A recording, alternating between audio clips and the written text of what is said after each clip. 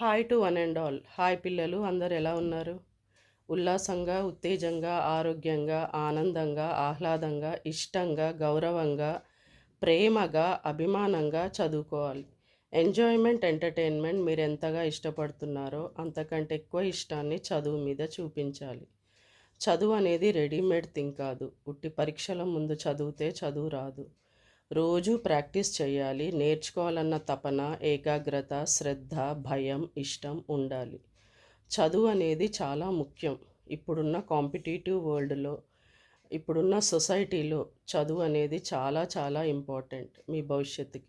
చదువే కాదు, స్కిల్స్ కూడా చాలా ఇంపార్టెంట్. చాలామంది పిల్లలు తెలుగు, హిందీ, ఇంగ్లీష్ అన్ని తప్పులు రాస్తున్నారు. ఒత్తులు, దీర్ఘాలు, ఆలు, గుణింతాలు. లాంగ్వేజెస్ చాలా ఈజీ మ్యాథ్స్, సైన్స్ కన్నా.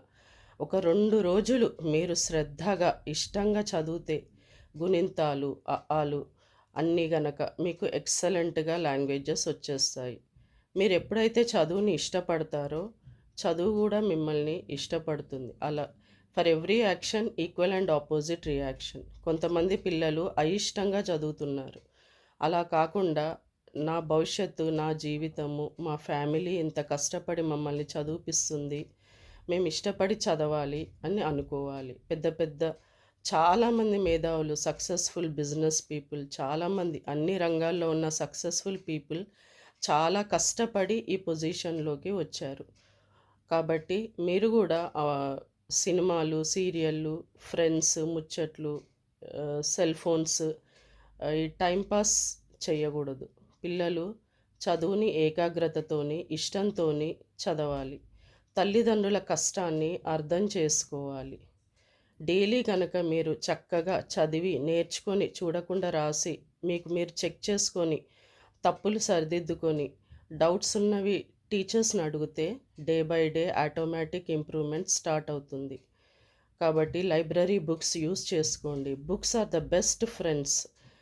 ఇప్పుడున్న సొసైటీలో బుక్స్ ఎంత చదివితే మనకంత మంచి నాలెడ్జ్, స్కిల్స్ వస్తాయి.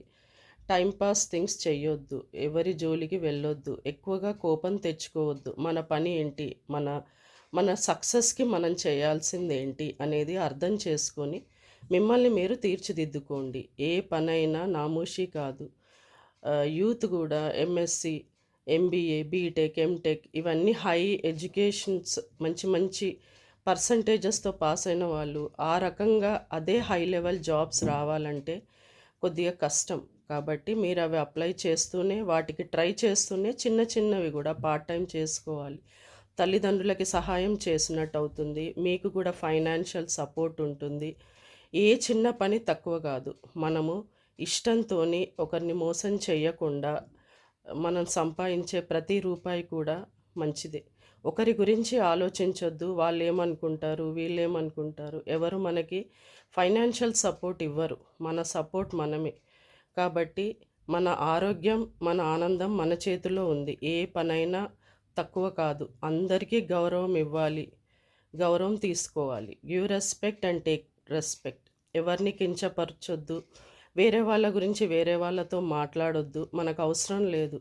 మనం ఏదైనా పని చేస్తే సంతోషం కానీ, డబ్బులు కానీ ఈ రెండిట్లో ఏదో ఒకటి రావాలి. ఆ 2 రానంతసేపు మనం వాటి జోలికి వెళ్ళొద్దు. ఎవరు ఎలా ఉన్నా మనకు అవసరం లేదు. మన భవిష్యత్తు, మన సక్సెస్ ఇదే మన కాన్సంట్రేషన్, మన ఫోకస్. మిమ్మల్ని మీ పేరెంట్స్ ఎంతో ఇష్టంగా చదివిపిచ్చారు, డెవలప్ చేశారు, ఫెసిలిటీస్ ఇచ్చారు. వాళ్ళు తిని, తినక మిమ్మల్ని తీర్చిదిద్దారు. కాబట్టి మీరు వాళ్ళు పెద్దవాళ్ళయ్యాక మీరు వాళ్ళని చూసుకునే బాధ్యత మీది. కాబట్టి మీ ఫోకస్ మీ డెవలప్‌మెంట్ మీద ఉండాలి. ప్రతి నిమిషాన్ని మీరు కరెక్ట్‌గా, ప్రాపర్‌గా ప్లాన్ చేసుకొని యూజ్ చేసుకోండి. టైంని గనక మీరు కరెక్ట్‌గా వాడుకుంటే ఎక్సలెంట్ సక్సెస్ వస్తుంది. మీరు సక్సెస్ అయిన వాళ్ళ బయోగ్రఫీస్ చూడండి. సక్సెస్‌ఫుల్ అయిన పీపుల్ కష్టాలు చూడండి. వాళ్ళు ఎలా డెవలప్ అయ్యారు, వాళ్ళు ఎలా సక్సెస్ అయ్యారు. ఈ సక్సెస్ అనేది 1, 2 డేస్, 1, 2 మంత్స్, 1, 2 ఇయర్స్‌లో వచ్చేది కాదు. అది ఒక రెగ్యులర్ ప్రాసెస్. కాబట్టి ఏ పనైనా చిన్నది కాదు.